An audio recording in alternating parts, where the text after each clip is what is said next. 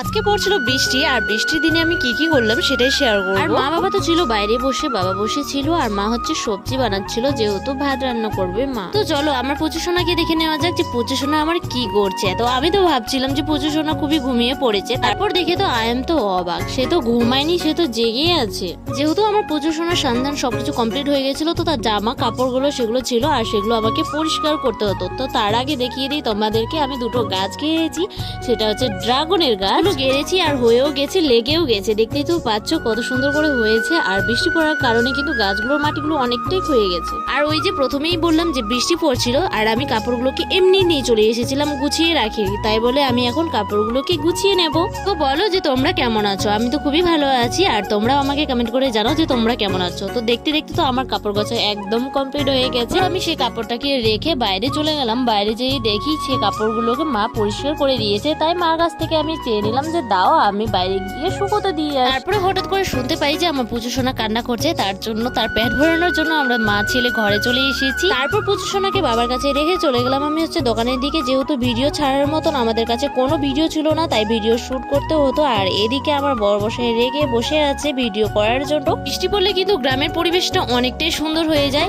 যেহেতু গাছপালাগুলো তো অনেকগুলো নোংরা থাকে, ধুলোবালি থাকে, তো সেগুলো পরিষ্কার হয়ে যায় আর খুব সুন্দর লাগে।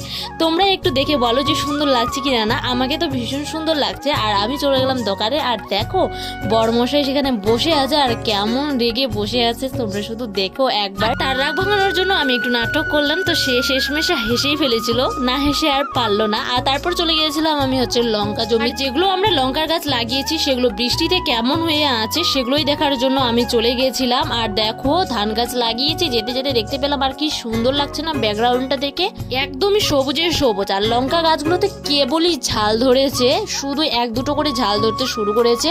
আর এগুলো কিন্তু জমিগুলো আমাদের না, আমাদের জমি দেখতে গেলে আরেকটু যেতে হবে। এদিকে ছিল হচ্ছে বড় দাদার জমি, এইদিকে ছিল আমাদের জমি, আর এইদিকে ছিল হচ্ছে ছোট দাদার জমি। কিন্তু তাদের জমিগুলো তো বেশি অত ক্ষতি হয়নি, জানি না কেন আমাদের জমি দিয়েই মনে হয় ঝড় বাতাসগুলো গেছে। দেখো গাছগুলো শুধু কিরকম করে ভেঙে আছে, ঝড় বাতাসটাও কেমন হিংসা হিংসা ভাব মনে হচ্ছে না, যে তাদেরগুলো তো বেঁচে রেখেছে আর আমাদের উপর মনে হচ্ছে পুরো হিংসেই ভরা।